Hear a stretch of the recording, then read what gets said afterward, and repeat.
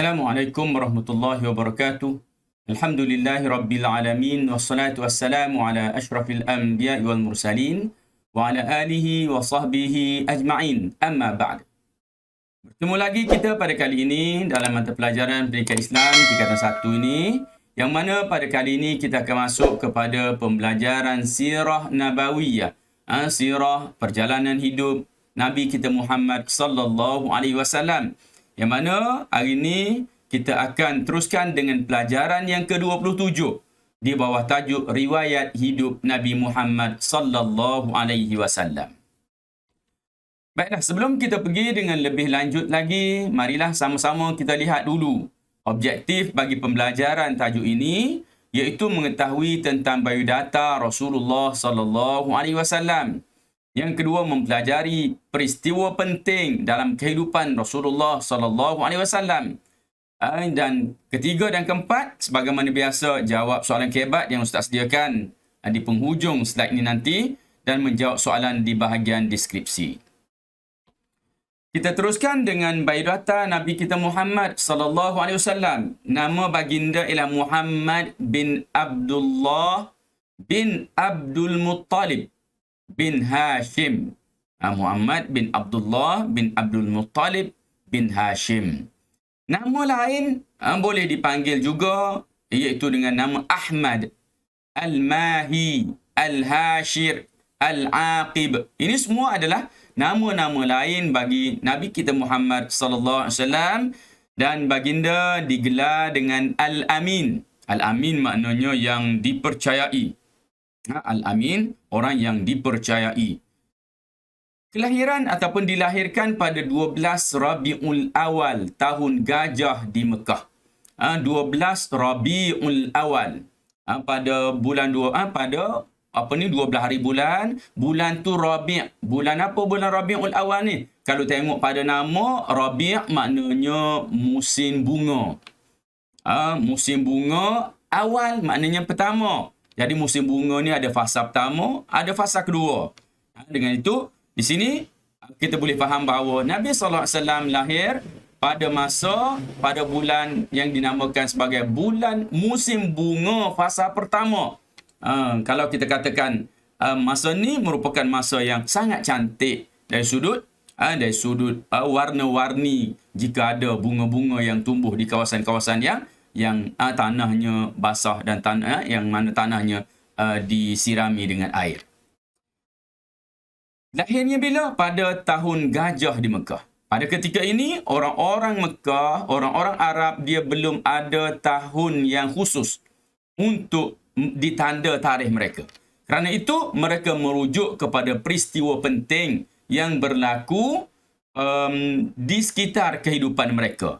Yang mana antara peristiwa yang sangat besar, iaitu peristiwa Abrahah yang membawa tenteranya untuk melanggar atau untuk meruntuhkan Kaabah. Jadi pada tahun itulah lahirnya Nabi kita Muhammad sallallahu alaihi wasallam.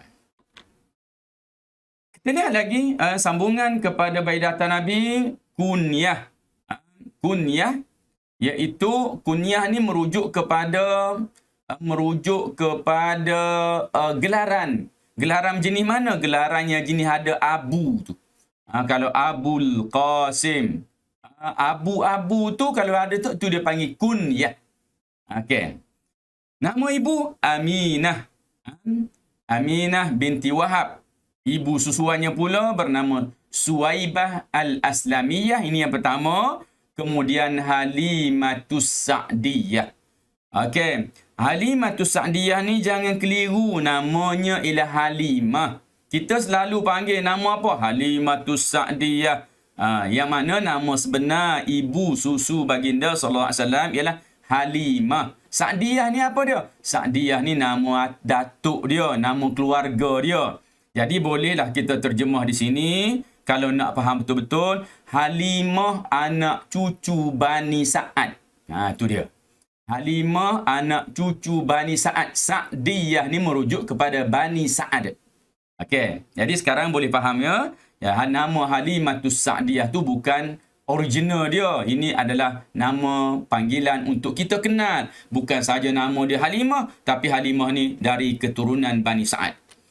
Pengasuhnya nama dia Asyaima Ummu Aiman. Pengasuh di peringkat awalnya nama dia Asyaima dan Ummu Aiman.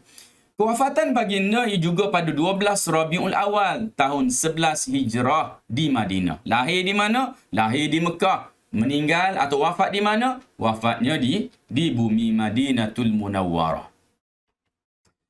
Isteri baginda Nabi SAW yang pertama iaitu Khadijah binti Khuwailid. Khadijah binti Khuwailid. Yang kedua Saudah binti Zam'ah. Saudah binti Zam'ah. Yang ketiga Aisyah binti Abu Bakar. Aisyah binti Abu Bakar. Yang keempatnya Hafsah binti Umar. Ini Aisyah binti Abu Bakar adalah anak Sayyidina Abu Bakar Al-Khattab. Hafsah binti Umar adalah anak kepada Umar Al-Khattab. Okey. Sebab itulah Sayyidina Umar dipanggil dengan Abu Hafsin. Abu Hafsin iaitu juga merujuk kepada nama Hafsah ini. Walaupun Abu Hafs maknanya ialah singa.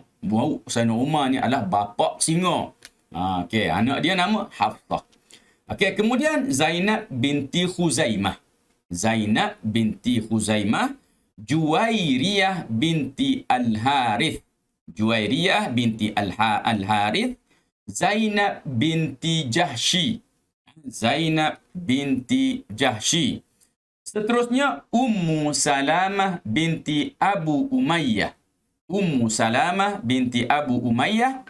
Safiyah binti Huyai. Safiyah binti Huyai ini adalah merupakan seorang perempuan daripada keturunan orang-orang Yahudi.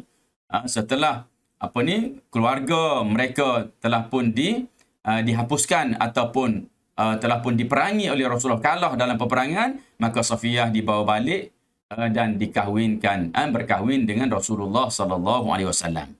Kemudian Ummu Habibah binti Abu Sufyan, ini anak kepada Abu Sufyan. Abu Sufyan yang banyak peringkat awalnya menentang Islam. Kemudian Maimunah binti Al-Harith dan yang terakhir Maria Al-Qibtiyah. Maria Al-Qibtiyah ni kalau kita rujuk tengok nama orang Qibti. Orang Qibti ni kalau kita nak tahu ciri orang Qibti ini, mereka berkulit hitam. Mereka berkulit hitam. Hitam tu hitam, betul-betul hitam. Tapi adakah Maria ini hitam sebagaimana nama Qibtinya itu? Jawapannya tidak. Maria ini adalah merupakan darah campuran Perancis.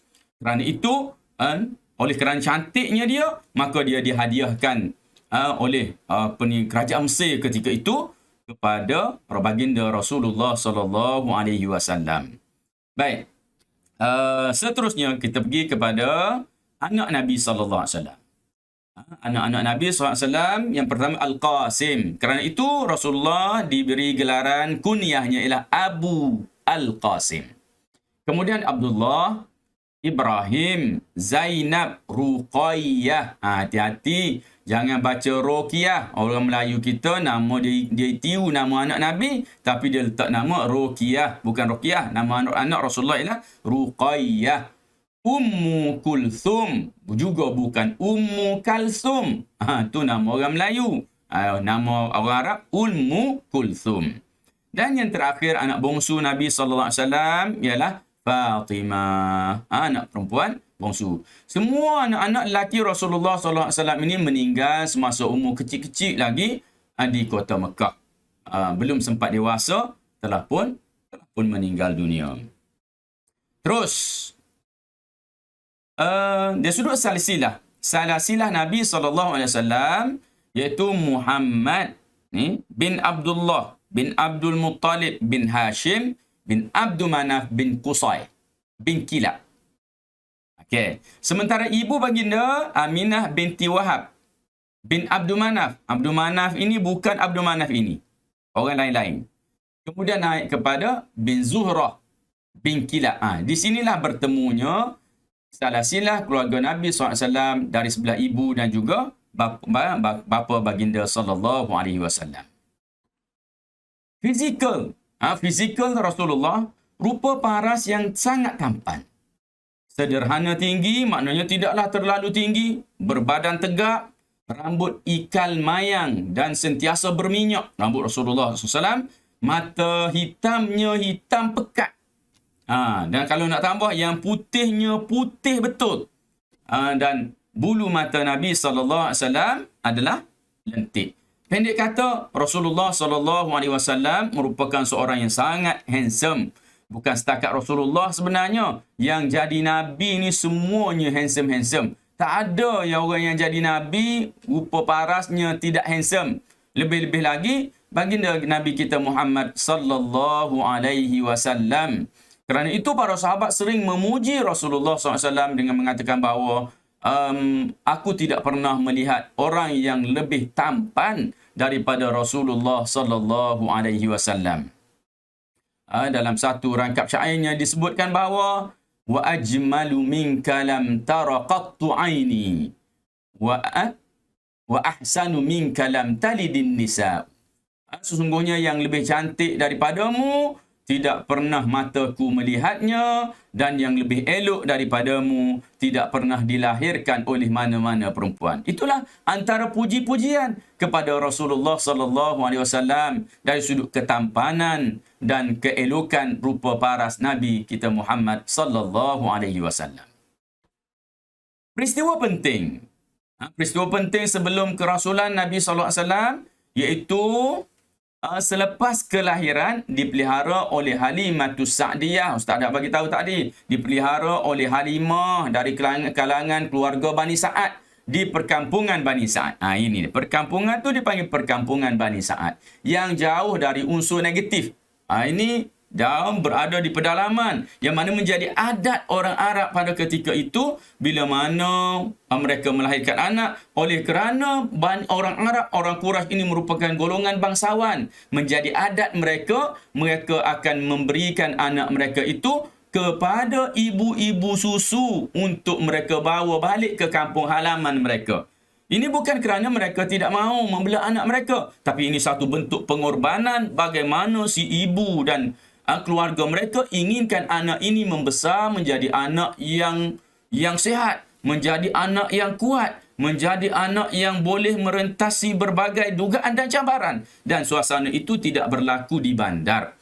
Pendidikan di bandar tidak memungkinkan anak-anak itu menjadi anak yang teguh jiwanya. Maka anak-anak ini perlu dihantar ke kampung halaman, ke kampung-kampung di pedalaman-pedalaman sana, supaya mereka hidup dengan suasana kampung dan mereka membesar dengan jati diri yang sangat kuat. Apabila berumur 2 hingga 4 tahun, dada baginda dibelah oleh malaikat Jibril.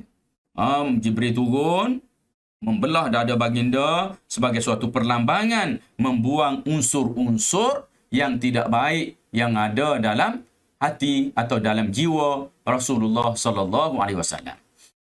Umur 4 hingga 6 tahun tinggal bersama ibu baginda. Dibawa ke kubur bapa baginda ketika berumur 6 tahun. Dibawa melawat kubur bapa baginda, dan ibu baginda Nabi SAW meninggal di Abwa. Sampai di Abwa, ibu baginda jatuh sakit dalam perjalanan pulang ke Mekah. Ketika itu Rasulullah SAW baru berumur 6 tahun. Lihatlah bagaimana kehidupan Rasulullah ini sebelum lagi dilahirkan, bapa telah pun tiada. Kemudian apabila berumur 6 tahun sahaja, maka ibunya pula telah pun meninggal dunia. Baik. Seterusnya, pada 6 hingga 8 tahun dipelihara oleh datuk baginda. Lepas datuk baginda meninggal dunia, baginda tinggal bersama bapa saudaranya, iaitu Abu Talib. Abu Talib. Setelah datuk baginda Nabi SAW, Abdul Muttalib ini meninggal, maka Abu Talib lah yang menjaga Rasulullah SAW.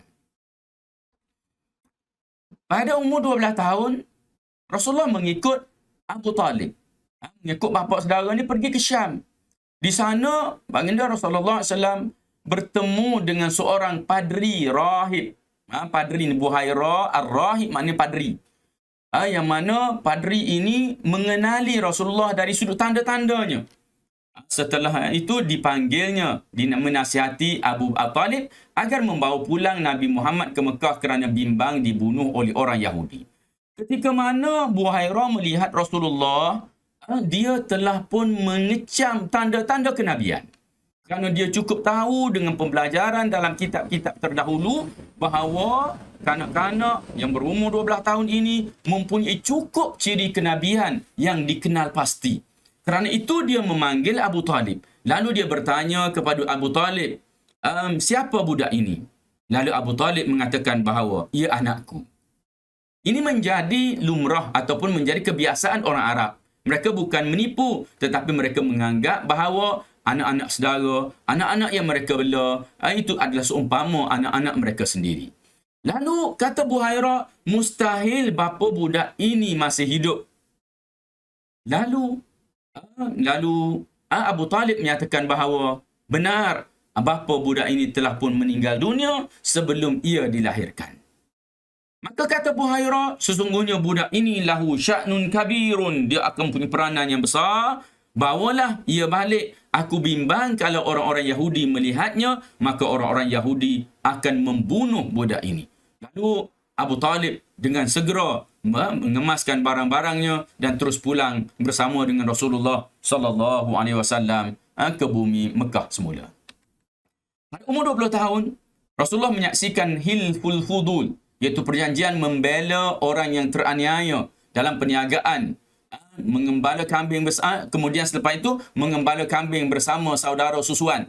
Mengembala kambing bersama saudara susuan ni siapa dia? Iaitu anak-anak kepada Halimah, yang dari kalangan keluarga Bani Sa'ad tadi. Umur 25, baginda dia berniaga di luar kota Mekah, membawa barang dagangan Sayyidatuna Khadijah, dibantu dengan Maisarah. Rasulullah berniaga. Antara barangan yang diambilnya, yang diniagakan ialah barangan Sayyidatuna Khadijah yang merupakan seorang peniaga yang sangat berjaya ketika itu. Bila mana Rasulullah SAW bawa barang dagangan ni, Rasulullah ditemani oleh seorang yang bernama Maisarah. Maisarah ni bukan perempuan. Nama masyarakat kita je, orang Melayu kita kalau sebut Maisarah, perempuan. Bagi Arab, nama ni adalah merupakan nama lelaki.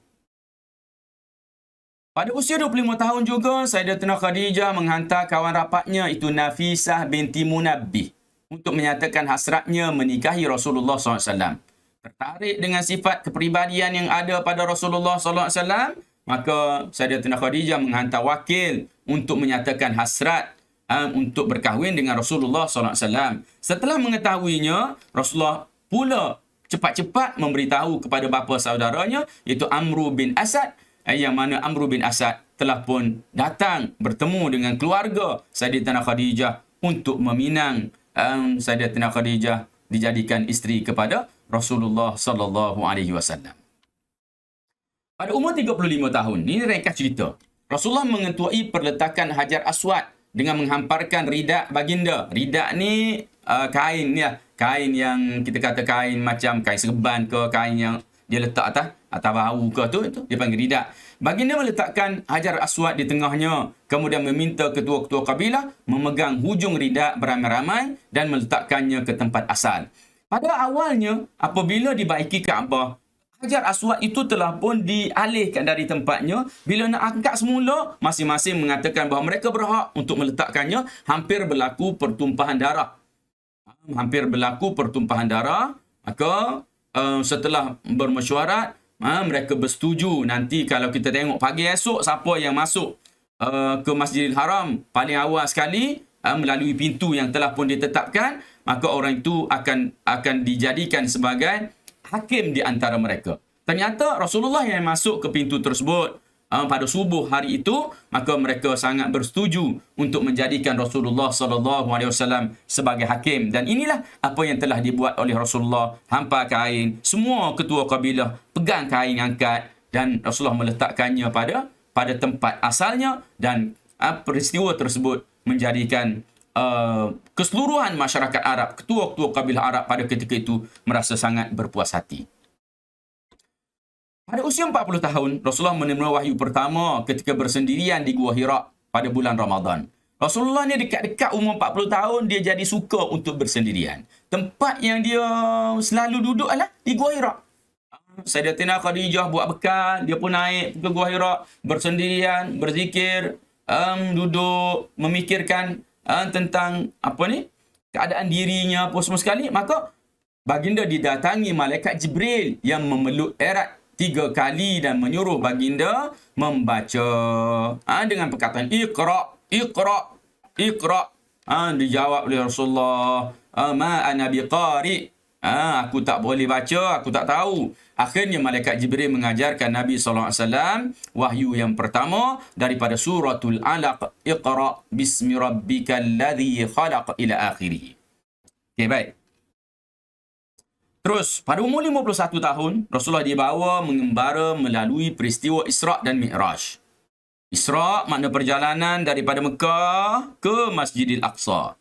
Mi'raj maknanya daripada Masjidil Aqsa naik ke langit. Naik ke langit tu dipanggil Mi'raj. Bermula pada waktu malam di Masjidil Haram ke Masjidil Aqsa di Palestin. Kemudian merentas 7 lapis langit sehingga sampai ke Sidratul Muntaha. Dan menerima kefarduan solat 5 waktu. Bila sampai sana, Allah Subhanahu wa taala memfardukan kepada Rasulullah 5 waktu sebelum selepas berlaku tawar-menawar di antara Rasulullah dan juga Allah Subhanahu wa taala, yang mana pada peringkat awalnya solatnya adalah 50 waktu tapi ditawar oleh Rasulullah sampailah dapat 5 waktu pada hari ini. Tu pun ramai dah orang yang kita masyarakat kita mengaku Islam tetapi tidak menunaikan solat 5 waktu. Pada usia 53 tahun Rasulullah berhijrah ke Yathrib. Yathrib ni, ada salah taik sikit ni. Yathrib iaitu di Madinah bersama para sahabat. Yathrib ada B dekat ujung ni. Singgah di Quba, membina masjid pertama. Dalam perjalanan hijrah tu Rasulullah singgah di Quba sebelum sampai ke Madinah. Asaskan masjid di sana. Kemudian membina Masjid Nabawi di Madinah. Bila sampai ke Madinah, Rasulullah bina pula. Asaskan pembinaan masjid di Madinah.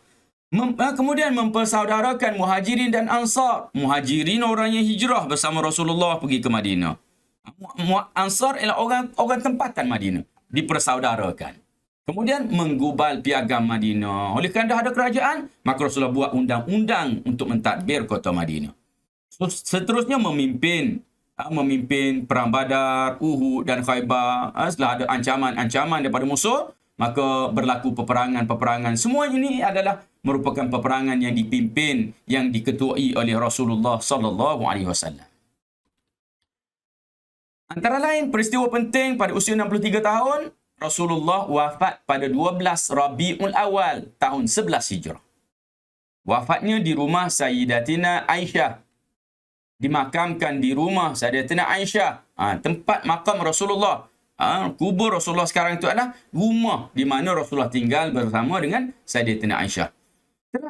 Sempurna Rasulullah menjalankan tugas sebagai seorang Rasul. Bila dah sempurna, maka Allah SWT wafatkan Nabi kita Muhammad sallallahu alaihi wasallam.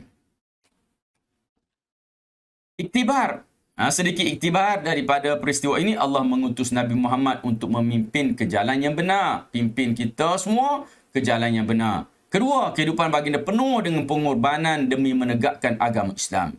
Rasulullah SAW sangat banyak berkorban untuk kita. Kerana itu, kita sangat perlu untuk berselawat kepada baginda. Sekurang-kurangnya apabila disebutkan nama Rasulullah, maka kita ucapkan sallallahu alaihi wasallam. Kerana orang yang tak mengucapkan sallallahu alaihi wasallam, apabila mana disebutkan nama baginda sallallahu alaihi wasallam, atau tidak berselawat apabila disebutkan nama baginda sallallahu alaihi wasallam, maka orang ni dikira sebagai orang yang kedekut, orang yang bakhil, tidak berselawat kepada Nabi walaupun nama Nabi kita Muhammad sallallahu alaihi wasallam disebutkan.